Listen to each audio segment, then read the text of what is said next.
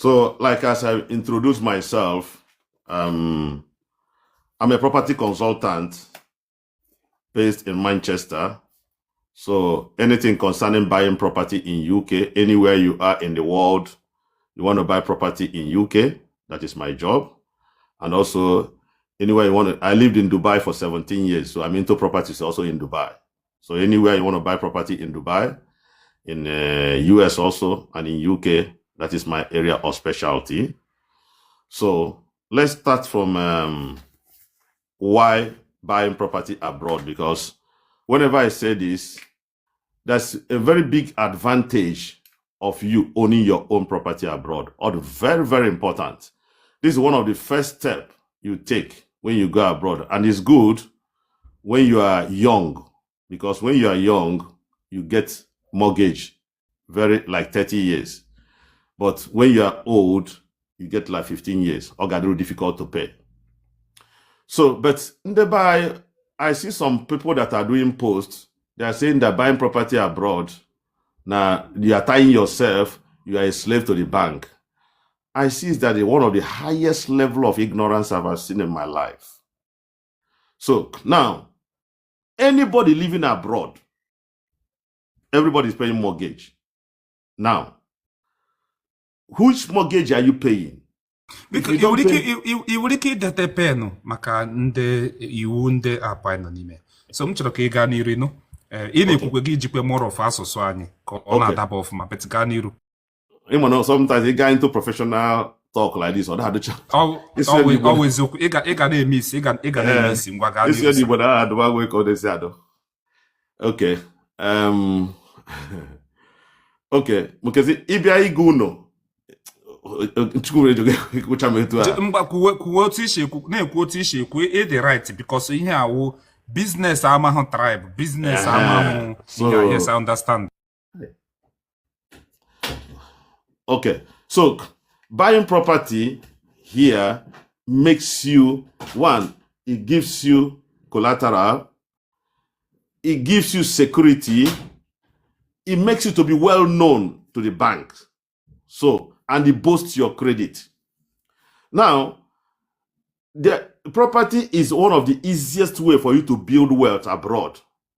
Our Asian brothers, in 10 years, they will own 10 properties. Okay. I'm telling them to tap. They are not tapping. Okay. People are not tapping. It's not fair. Okay. In 10 years, onye Asia, you will 10 properties. While onye buyer can at 65 years. It's a big error. So I now find out that the problem is mentality, understanding. Common sense is not common. Now, nature you go that if you buy property, that you are tied to it forever. No. That 30 years no concern you. Even if you have mortgage of 100 years, no concern you. What concern you is the equity. You are looking about the profit your profit is making. You can decide to sell your house anytime, anywhere, and go Niger. Nobody's holding you. You can buy property today. Tell me, George, I'm going the next 5 years. That 5 years, LA property will go. Take all your money and go back home. Nobody's holding you. Then that's I want to solve that one. Okay. Now, buying property gives you the power. In fact, if we go 20,000 pounds today in UK, will they make deposit for Uno? In the next 2-3 years, you want like a loan from the bank. In a bank, you need 50,000 pounds because of Una Himwell. Una go collateral. So only property business abroad is a game. You need to be a master to be able to play it. If you're not a master, you don't understand it. It's very easy to play. And you need to talk with the game masters to be able to learn how to play it. And on the Wooten Nandeba had a leverage on it. It's a very big leverage for you to build wealth. Now, if what 20,000 now, you go Luna. After 1 year or 2 years, you can remortgage it, go back. Bank, you never get that your 20,000. You will go another Uno. Before you go 20,000 now, go 10 houses. What they go self, it go add Uno. So in real estate abroad, especially in UK, you can eat your cake and have it. So or venture can they buy tinyanya, or the very, very important, you wear your own house. Because if you don't have your own house, in a rent, somebody is using your brain to pay his own mortgage.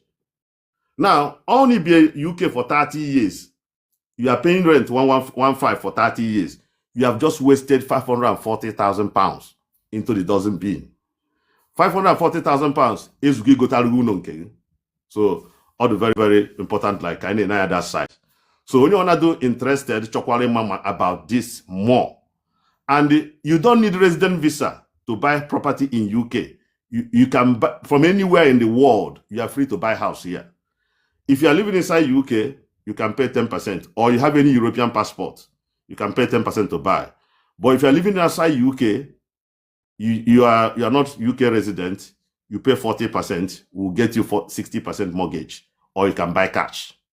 We are doing it for many people. Or you can buy auction properties also. Like we can get you like 2-bedroom house. In Mono like Sunderland now, you can get 2-bedroom house for 50,000. You pay 5,000 to buy it. Internet in the Madubaka. Now I say, you don't know everything. This is my profession. In Middlesbrough, you can get 3-bedroom house for 80,000. You used 8,000 to buy it. Odo. But some people don't know about it. So in Middlesbrough, you get what two-bedroom flat for 3. 3, you want a 3-bedroom house, not flat, house, complete house for 80,000. Odo. You want 8,000. You go where do you know? Get a mortgage small. Everything abroad London, everything abroad Birmingham, everything abroad Manchester. And with so many remote places. Because in real estate, you be actually big go. Yes. In Middlesbrough, 2-bedroom house for 50,000. And in Sunderland. Yeah.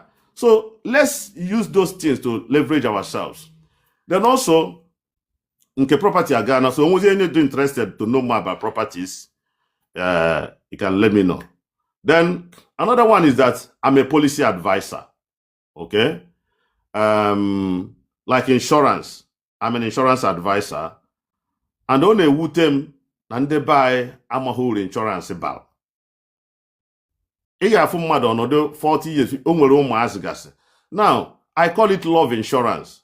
I say, if you love your family, do life insurance. If you hate your family, don't do it. If you want to rest in peace, do life insurance. If you don't want to rest in peace, leave it. Because there were 4 types of insurance, which an average human being be UK or be Western was supposed to email. Number 1 is life. Life is the only one you get when you die. Man, say, nature, about insurance, they say, no, what God cannot do does not exist. It's not my portion. God forbid. But we face reality every day here. People die every day. So on a God. It doesn't mean a God. He who fails to plan to fail. Okay, in Rome has to 10 years, 5 years. Life insurance means technically replacing yourself financially in case something happens. In this life, I know anything can happen. Okay, so Umazi had 10 years, 15 years. All in one, all in Femeguna. Can you your plan about them? And we're so many now here. And we'll happen their family. And when one woman be in Manchester, but happen insurance, nothing. Give him no plan. Government ya policy ha kogun. And when one man no here, in Jenu no fear. The man do 50 years. He went to hospital. He went to work. O collapse. O na Liverpool collapse. Ebute no. So nrebe afia nwunye na ebe akwa ụmụ ise na ebe akwa. Ngwe jọ the woman ka ihe na-eme. Onye bai. O si na onye amfụrụ ebe a celebrate 50 years birthday last month. O jere no ebute ebe. And enene ya funo nwere cancer of the pancreas stage 4. So onwe 3 weeks to die. Onwe 3 weeks iji wee only 50 years. Then, say the woman, ke isi cope, the woman bebezi akwa. Osim na 3 weeks ya na eno n'ụlọ ọgwụ a. Na ụmụ ya no nya na take care, no nwe nya nwa hazi eje ọrụ. Na nke amụ na na-ekwu na enweghị 1 pound dị n'ụlọ ha na ha ji eri nri. Ụmụazị na-ebe akwa, nyanwa na-ebe akwa, ha amaghị ihe ha ga-eme. Njọ na-enwe life insurance enweghị. Nzizi ke isi cope, osim na ya amaghị. Ke isi take care of 5 kids only her. Mana mgbe nwoke adụmma isi eme life insurance, ọ ya sị na onwe is no waste of money. Efugo na nwaanyị ahụ bago na nnukwu stroke na n'obodo a. Ọ ya atabazi afọ wee zụwa ụmụ ise without any help. maybe government, so can I lead a busy life like that? We have to do what we have to do as a human being, leave the rest for God. Then another one is called income protection insurance.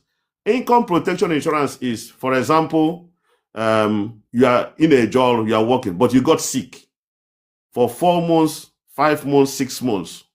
How will you pay? When your sickness is mixed with moniocosis, equals to death. When sickness mixed with moniocosis, you might have a problem. So how come in an area that you are sick, you face your sickness, then insurance company will come in to be paying 60% of your salary. I'll give you an example. A man and his family not here. One of my colleagues went to meet them. I joined the man. The woman said, I beg, don't mind these people. When you pay insurance, the man ignored the woman, signed up. The man for £20, £20 the third month, the man got sick. The man insurance company now £1,600 every month. The man now just young. If I had ignored, if I had have followed you, what could have happened to us today? The woman then is the woman. So this one is income protection insurance. You are still alive and you are using it. You are not dead. Okay, another one is called critical illness.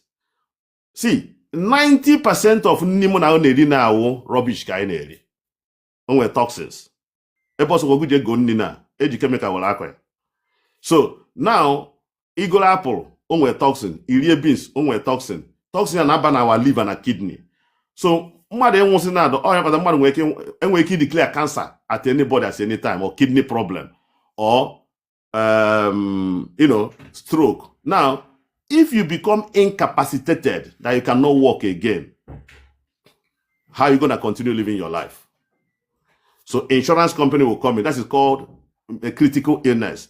They can pay you up to maybe 100,000, 200,000, 20,000, depending on how much you sign up. You will have that money to be taking care of your life. So that's the third part of it. Then the fourth part of insurance is called Everyday Protect.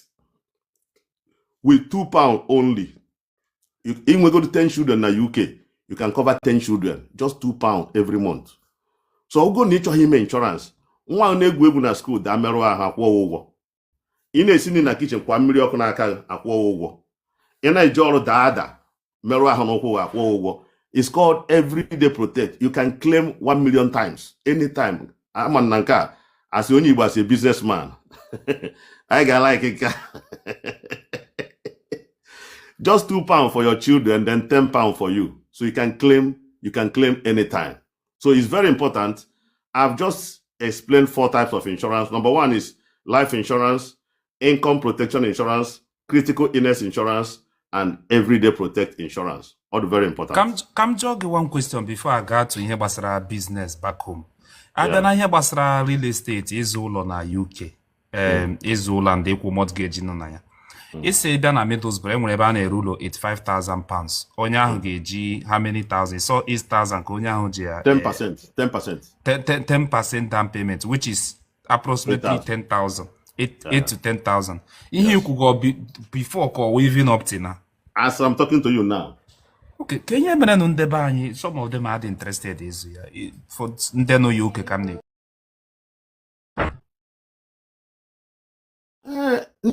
ignorant. Most of us are ignorant. Okay, I've taken it upon myself now. I move around. I've gone to Anambra meeting, talk about it. I've gone to Enugu meeting. I've gone to and the Eba Onanje Chahana. Mepe hoboro like this. If una enwende jegiguno, they will buy. But they don't know. They don't like to go and verify themselves. They always like to see here talk. They don't like to verify facts. Not even they would them. Go straight to the government, check what is the reality. Stop believing No. That's it. Okay. So here basra business back home. Let's come to business back home. Can you give?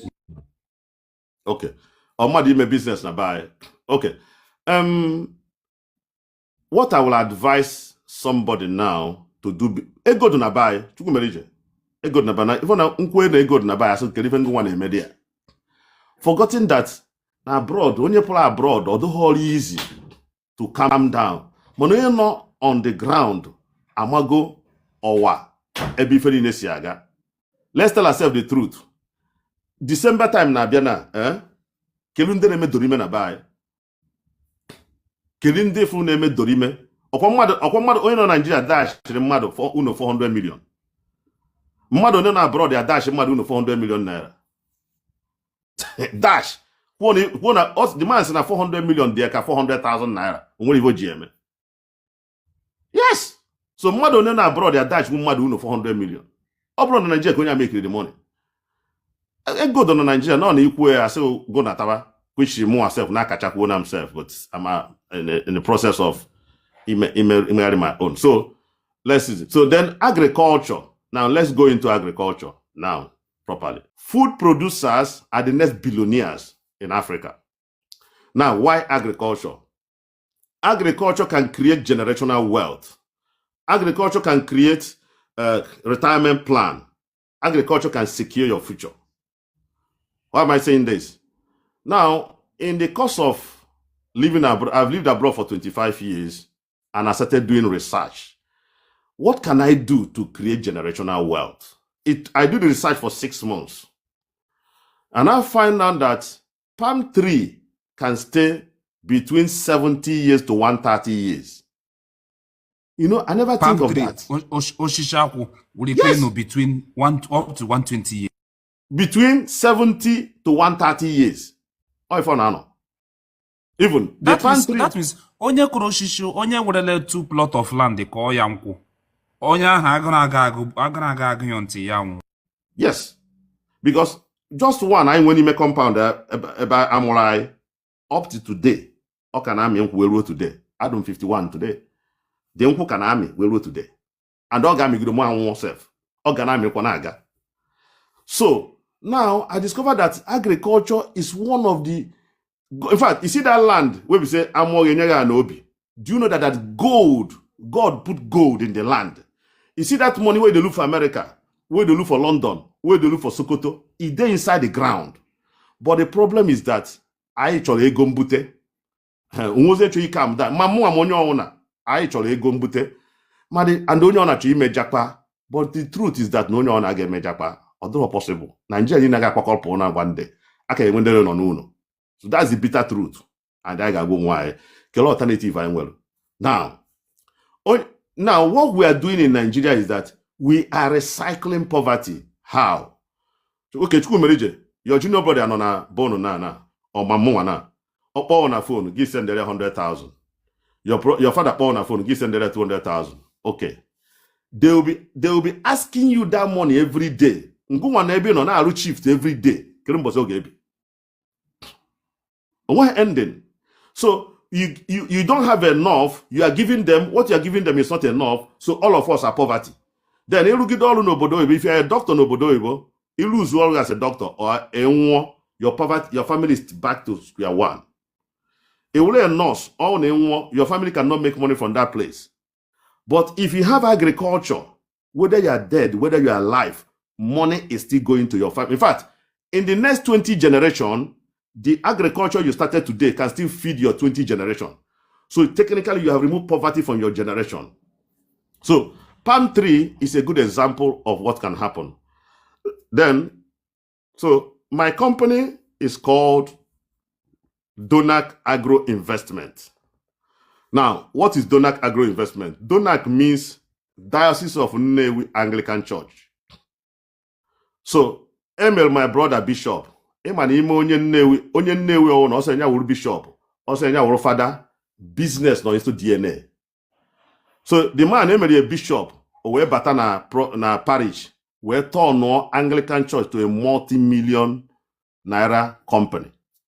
Now, turn is Anglican Church to a when you put Nnewi man do business nisi batozbo or may explode ebe on. Yes. God bless Nnewi with that business. So there's nothing you can do about it. Also, will bishop, also or pastor, will anything. Business sense kadonisi. So the man immediately about rice 130, 150. Suppose we'll launch here rice farm. If you go to Anambra State now, you see Donak rice mill. I will rice in the market. Then I will farm na elele when ugwu oba ebe a na-akọ akpụ, a na-akọ ji, a na-akọ ụgụ. Every Sunday, every Friday, every Saturday, then we farmers market na Nnewi where we are selling farm produce. From there, launch here filling station, ebe a na-agba fuel na Donak also. From there, may establish school, free acquisition center. Then launch is here the first agro city in the whole Africa. We just launched the first agro city in the whole Africa. What is agro city? In the agro city is located in Enugu State. Oji River, Akpugeze precisely. We are selling 6 plots of land for 6.5 million. This 6 plot of land includes buying of the seedlings, clearing of the land. We are selling 6 plots of land for 6.5 million. This 6 plot of land includes buying of the seedlings, clearing of the land, planting of the seed, buying fertilizer, weeding, everything inside that place. So 6.5 million, and guess what? You can pay within 3 months, within 6 months, and within 1 year. So this money includes everything. You're not paying everything. Then we also have 14.5 million for 15 plots. We are going to plant 150 pieces of palm tree inside the 15 plot. The 6 plot, we are going to plant 60 pieces of palm tree. Now, technically, you have created generational wealth. If something happened to you today, nothing like poverty. For example, if you have 150 pieces here, because we already have our own rice, our own oil mill in the same place. So if you are living in America, you are living in Dubai, you're living in anywhere, if you, after 4 years, because we're going to handle everything, because normally palm tree stays 10 years to produce. But because the one we are planting is called Malaysia Super Gene, Tenera. If one abana mano oil na water or one abana de. So it takes only 4 years to be okay. So now, if you are not in Nigeria, you can give us authority to continue managing it after 4 years. We will process the oil, harvest it. We'll pay you between 5 to 9 million naira every year. Then the 15 million naira own, the 15 plot, will pay you between 15 to 18 million. Now, guess what? This money will be coming to you, whether you are alive, whether you are retired, whether you are dead, whether you are anything, because when you are signing the paper, you sign your next of kin. You'll be earning money. You have technically taken away poverty from your generation instead of recycling poverty. So you choose today. Do you want to continue recycling poverty? Your brother call you, you send him 100,000 or 10,000, or use it to buy, invest in here, and that money will be coming. Use it to settle your family. Use it to keep your generation afloat. So the choice is yours. Then the other part of the land, the other side of the land, we are selling land 1 million. So if you buy like 1 plot of land, 2 plot of land, 5 plot of land, if you want to do tomato, you want to do cucumber, or you want to do pepper. I know you may like this pepper. Okay. Ego no na pepper ahụ ọfụma. What are you talking? Okay, can we see Nigeria with 300 million people. 300 million people use pepper to cook, including restaurants. So that means, imagine the demand for pepper. So, pepper, as I'm talking to you now, is one of the most lucrative farm produce in Nigeria now. One of the most lucrative. Because, do you know that you can dry it? Ijebute machine na China na miosami. Okay, let me shock you now. Last month, because I planted my own, look at my own pepper here. I'll show you so that it doesn't look at. Look at my own pepper. This is my own. I planted 20,000 pepper. See it now. You see people on the work on the farm. Then this is my own cucumber also. This cucumber, this is my own. This is my own cucumber. You see money? See? This took only 38 days. The cucumber takes only 38 days to produce. Already, the day we harvested it, sold out the same day. Now, pepper, the day we went to buy pepper, the same place I go pepper, I just bought 20,000 pieces. Somebody came to buy 250 million naira cash. I don't think whether you get what I mean. So another company. So ịkọwa pepe ndị na-azụ the pepe ha nọ like bias ha na-anọ already ọ na-ara ahụ nweta bias. And I want a pepe annually is not enough. Buyers are there. In fact, just the day of your harvest, just call anybody in the market, tell and say, before you know who pay, so don't say pepe. How many do you have? Can I pay you money before you harvest? Or can I come and harvest by myself? So the same day you are harvesting, the market is there. Then another one is that ibute machine na mi osami, harvest ya, ga mia package ye, may export. So in companies like that. So the market is there for the pepper. Even tomato. One piece of tomato in Lagos, I think about last month was about 200 naira. One piece of tomato. I don't know how the market is now, but there was a time very, very scarce. Of tomato roll 200. Do you know Lagos now? Ask somebody know Lagos. Ask everything now bro, just not even not just you can verify. So agriculture can create generational wealth for you. Agriculture can serve as a retirement plan for you. And the one thing is that you plant once and you earn forever. Okay, let me give you a story that will change your mindset about agriculture. One of my friends traveled to Hajj this year. So in that Hajj, a man Nabia from Uganda, one old man, 70 years old man, but the man doesn't look 70. So the man be only designer wear, not on a 5-star hotel. Sometimes he will stay like 1 month, 2 months. So my friend be go 2-star hotel on 1 week or na. So the owner the man, my friend, what do you do? The man say I'm a farmer. But you know they talk that kind of thing. Now, which kind of farmer will you be? Farmer will be poor people. The man come they laugh am. The man come tell and say, my friend, sit down. The man come, people that understand farmer are Uganda, Kenyans, Tanzania. How about farming, where we're especially in the old age.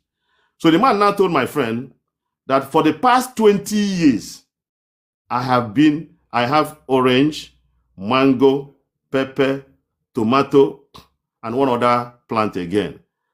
That for the past 20 years, as I'm talking to you now, I don't know how much I have. That even the 5-star hotel, I don't care to know how much it is. That what I need, even if as you're talking to me now, if I need $20,000, I'll just put up a call to my staff. They will harvest the pepper, harvest tomato, harvest orange. They will go and sell and send me money. And this is how this man has been spending money for the past 20 years. He said, this is how I'll be spending money till I die, and my children will continue like this. That is what agriculture can do for you. So, my brothers and sisters, the easiest way to create generational wealth and to technically remove poverty from your generation, agriculture has come to stay. Onye zo nyere ka 2 plot of land. How many stick of oshishi ose ka ọ ga-apụta? Like 2 plot of land. 2 plot of land, because a 6 plot can get you at least 20,000. Ị na-ekwu na 6 plot of land ga-enye gị 20,000 stick. Enwere ihe stick wo oshishi ose ka ọ wụ the seed ka ọ wụ ose na onwe ya. Osisi ya. The ofu osisi ose in into this business, so you know better than me. So ofu osisi ose o nwere ike imepụta mkpụrụ ose ole. Ose ndị ka m na-ekwu. On a kg eme. What do you mean? Can you analyze it, please? Kg. Ịmana na-ewe ose ewe ahụ eze ofu mkpụrụ ka na-ele. So ka m nye gị na kg ka ọ dụrụ gị isi. Because one can say go no seminar, not possible. So, like 1 pepper can give you 2 kg in a lifetime. For example, Ima, pepper. Can you mean 1 pepper can give 2 kg? 1 pepper mean one osisi. Oshishi of neku oshishi kam wata hi neku. Okay, one osisi. ga-amịtara ebe 2 kg and 1 kg no 5,000 naira. You know, 1 kg no 5,000 naira, that will be easy for you. Now, market rate. Market price now no 5,000. Habanero, I'm talking about super habanero pepper. Also, you can have well. Yeah. 5,000 naira for 1 kg.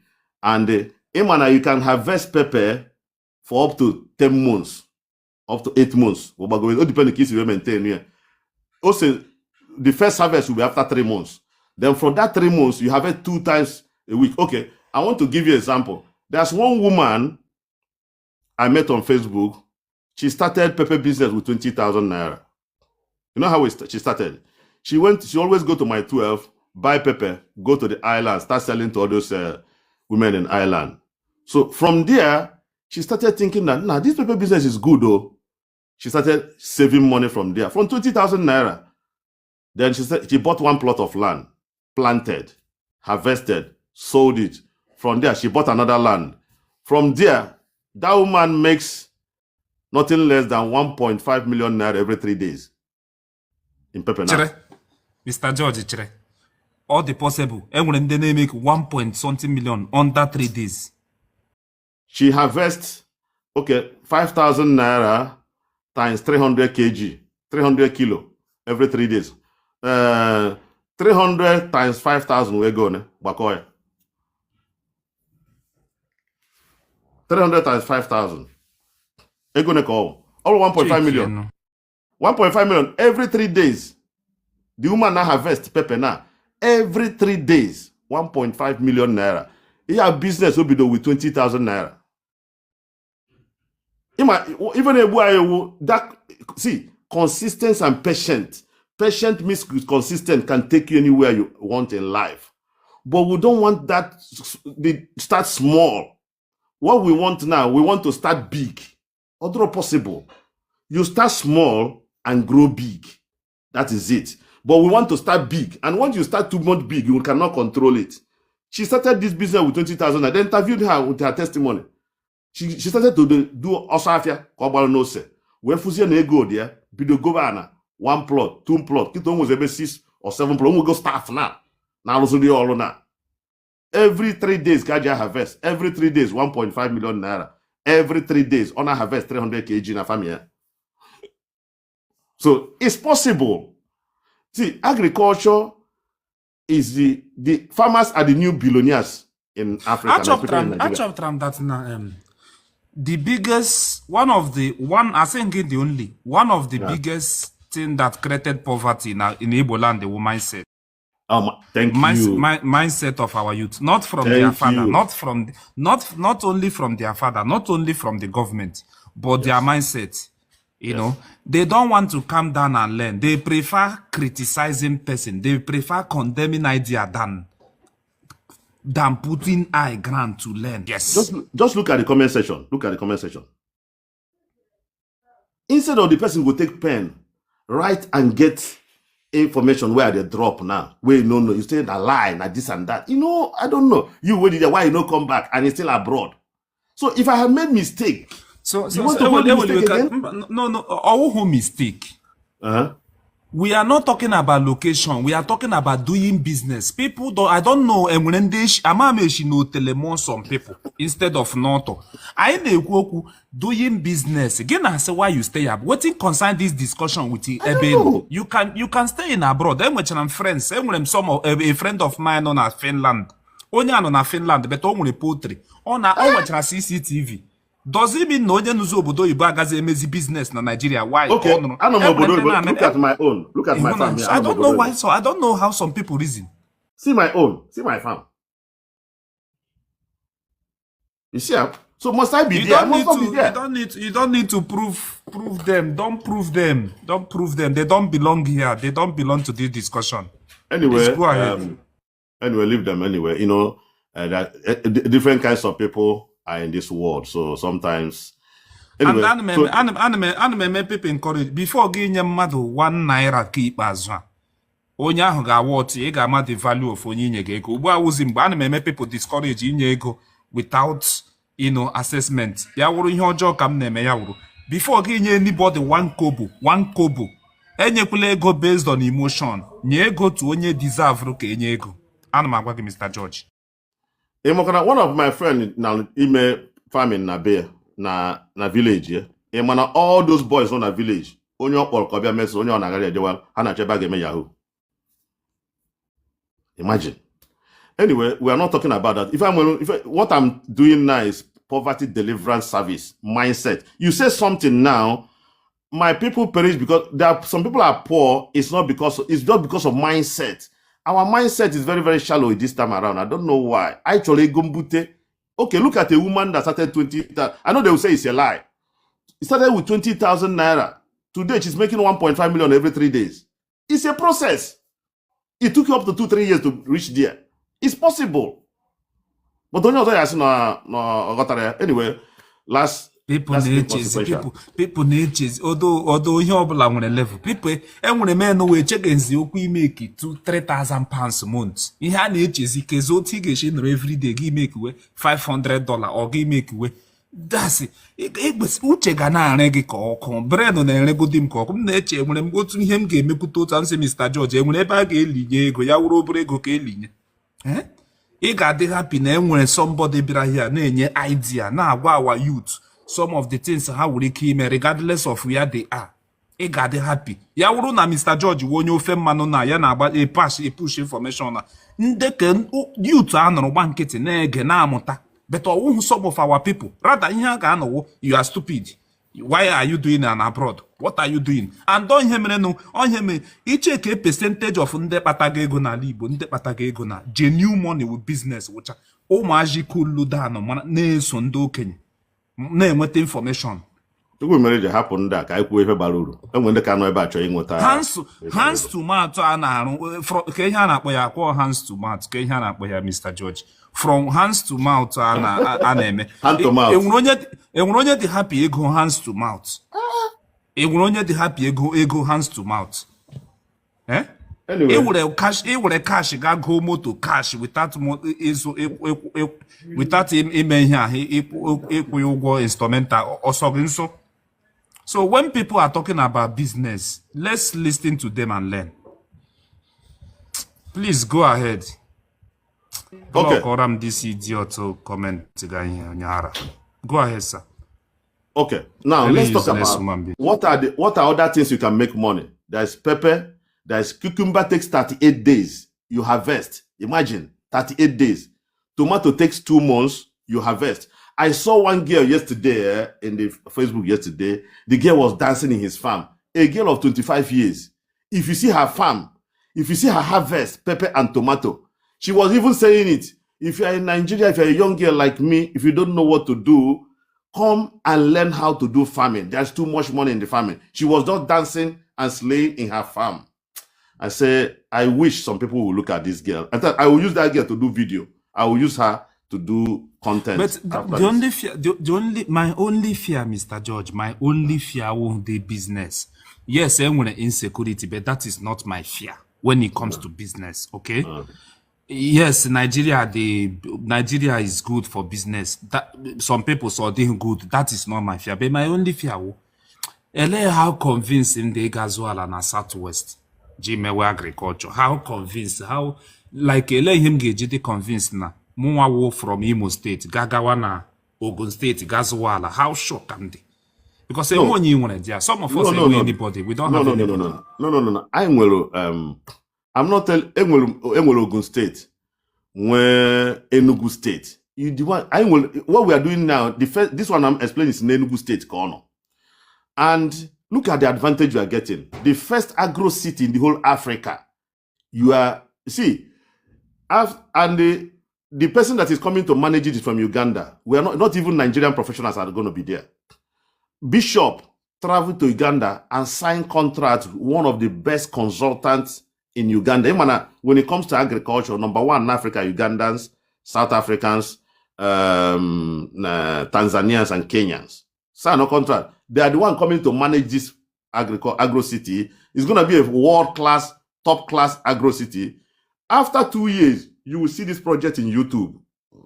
People coming from America, from Canada to come and do video with it, come and do content with it. And again, let me explain. Now, another one is maggot. People ask me, what is, somebody even called me this morning and say, what do you mean that this maggot? So I have opportunity now to explain it in case some people don't know. Maggot, 99% of agro food we feed our chicken, our fish, they are imported. Okay? Because ya na na live stream, people should power tap or the low power tapping. And when they know ha no 1 hour, ha enwe 60,000 like. But no 1 hour, me enwe 13. Is very discouraging. I'm the kind of people na abia na my platform. I'm also on deji ego na abia. Ndeji ego ahụkwa mu gift or power tapping ahụkwa. So enwe ego o haji. Iwotago amam odre support and amam hypocrite na abia here. If before in Ga life within 40 million now 20,000. Uno na ewetekwenu nkata dị interesting. Uno na support na enye heart me na. I don't need your gift, but the power tapping it doesn't fund the free. Some people no so they can't tap. But if you are free, just be power tapping. Okay. Go ahead. Go ahead, sir. Victor, amam ihe will support. And let's check ihe m hụrụ wotere like. Amam support ineku. And then na support all how where they can hype you, but they cross check is 0. Mr. George, go ahead, please. Okay, I want to explain to us another fast growing income you can get in farming is maggot. Why maggot? 99% of animal feed we get, for example, fishery, piggery, and poultry, they are imported. But this maggot is a natural. This maggot is natural, so it contains protein. I don't know some of you buy pelumpe and they real mortia and those are anku where would they go and eat those kind of things. It might not be very rich in high protein. So that maggot, you can fry it, you can produce it, you can fry it. When you feed it to your animals, help them to grow and lay eggs and produce more for you. So instead of buying because of dollar, importation is too expensive. So we find it as alternative now. So it's very high in demand now. Animal feed for maggot is very high now, high in demand. So if you can produce maggot now, like if you spend about 20 million naira to set up a maggot farm, you're making between 7.5 and 10 million every month. So which means within 2-3 months, your capital is out. The rest is profit, which is very good. Then again, you can do goat. We can bring you a goat that is already pregnant, which can deliver for you in 2-3 months. Agriculture has gone scientific. From South Africa and a boa goat. That boa goat, 1 drop of sperm, penyum, was $60 can in Nigeria. Penyum, I'm an like nyum. Penyum was $60. Boa goat, sperm here, because they use it, doctors in Nigeria would cross other goat. So it's a very good business also. And also, you can do poultry. Do you know that if you have poultry in Nigeria now, companies, supermarkets will pay you money for 3 months waiting for you to supply them eggs? Go to any poultry in Nigeria today now, they are begging them for eggs because egg we have in Nigeria is not enough. So agriculture has come to stay, my people. One of these, and you know why agriculture? You don't have it doesn't have segregation. Poor man, middle class, rich man. Now, make I shock you now. All our rich men now, politicians, presidents, president, governors, they are big time into agriculture. One day or same George, I beg, leave this way, this update way they give for internet, good. Leave the made in Japa, make with the chop money. Like our youth now from Nigeria. Yes. The guy told me, George, why they give this update? We know what made them cause spoil our business. So leave them, these Japa people, leave them made in Japa, because there's too much money to make in agriculture. I'm telling you, not be small money. He said, leave them made in Japa so that we go there few. We're going to chop the money. Somebody called me and tell me that. And somebody also called me from one of the former House of Reps in Abuja, called me, say, George, who gave you this idea, what you are displaying? Do you know that as I'm talking to you now, I just bought 500 hectares. I want to do palm tree on it. Former House of Reps called me, said he just acquired 500 hectares to start palm tree plantation. So if those top guys are going into agriculture, you that is looking at it and laughing at it, I'm sorry, I don't know what else to do. But this is time for us to go into agriculture. So anybody that have any question regarding what we want to do, we are selling 6 plots of land for 6.5 million now. Take advantage of it. Now, let me tell you why it's so cheap. 6 plots of land for how much? 6 plots of land for 6.5 million. Okay, location on Ojirive, Enugu State. Now, this at least for different states. Go ahead. It's not easy to put up this kind of project because now 6.5 includes planting, buying of the seedlings, planting, management, fertilizing, manuring, management for 4 years included. You're not paying, and you can pay within 3 months, 6 months, and 1 year. Then, thank you. 15 plots for 14.5 million. Now, anything you are buying, see, let me tell you, I'm a qualified property consultant. I give value. Now, this 6.5 you are buying today, the value of that land is 10 million. Go there, go to Akpu, as I'm talking to you now, verify the land around our project. We are still selling cheap. Why? Because the project is owned by an Anglican church. We asked Bishop, why are we still selling this style? People around us are selling land 2 million, we're selling 1 million. He said, number one, we are in Akpu to bring development. Number two, we bring employment. Those women, you know, we have a Gary processing farm there, an oil processing farm. The women working there, they're from Akpu. Our general manager there is the general manager, youth president of Akpu. He's one managing our farm there.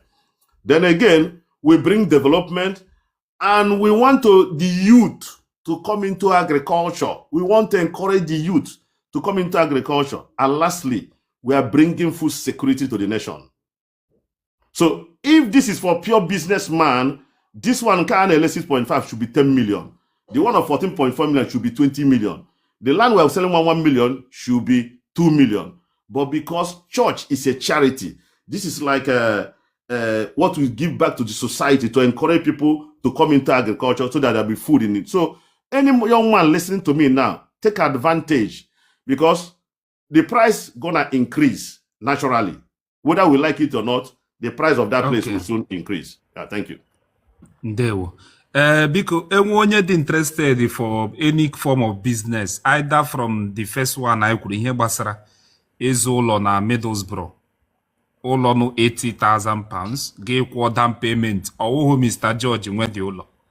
But if interested, you can reach out to him, and the ụlọ ahụ, according to him, also Mr. George saw 3-bedroom flats, saw 2-bedroom flats. In Middlesbrough, you can get 3-bedroom for 80,000. In Sunderland, flat for 80,000. And not even flat, house, not flat, house. Then in house. Sunderland, you can get a 2-bedroom house for 50,000. Then anywhere you are in UK, you want to buy a house, that is my job. So nke Middlesbrough, onye cherekwe, onye ga-akwụ down payment of 8,000, right? Yes. 8,000. So it doesn't matter if you are in UK, you don't go to America. No. It matters. If you are in America, if you have a European passport, if you are in Europe, you have, a person that have European passport is all 19 UK also, all 1 in the UK also, regarded as you are living in UK also. So you can pay 10%. But what we need is your 6 months bank statement, 6 months pay slip, your credit report of that country you are living in. We need your credit score. Then the proof of 10%. If you are living in UK or you have passport of any other. If you live in UK with resident visa and UK passport, or you have Italian passport or British, German passport. So only for passport holder. Only with permanent resident. No, if you have permanent resident, you are classified as a foreigner. You pay 40%. So if you are living in UK, in US, you pay 40%. If you are living in Nigeria, you pay 40%. But if you are UK resident, you pay 10%. Okay. So una so onye dị interested ga meet Mr. Joe. So ranging from ihe gbasara ịkụ ose, ịghọtara ihe gbasara business consultant, you can reach out to him. Enwe ihe gbasakwara ala nọ n'Enugu. Which local government? Oji River. Enugu State. All mainly for agriculture. So, but the only thing ihe ọbụla ejiri ime, do make your due diligence, verify it, which is good. Mr. George, ị na-agwakwa ha ga-esi ha go and verify, like Peter Obi. Ịghọtago, ị na-agwa ha emezine ka ọwụ ihe ha ga-esi ha go and verify. Ịghọtago, so ihe ọbụla ị na-eme, verify by yourself and be sure. Bring your lawyer. Okay, bring your lawyer. Thank you. Amakwa m ihe m ji ekwu ya. Verify. Go okay, I say okwa Chukwu merije push the go okwa Mr. George push the also go and verify God Joes Jocha man interested meet this is the land go here. And verify. This is the land here. We're already planting. We're already planting palm trees. I can show you what we are planting. So it's on Oji River, Enugu State. See the palm tree we already planted. See the agronomist there. You see it there. Now, this is anybody like between 20, 30 years that are listening to me today. Let's not joke. Jokes apart. This is a life-changing opportunity for you. I'm not joking. Whether you want to buy from me or you don't want to buy from me, go into agriculture today. You will not regret.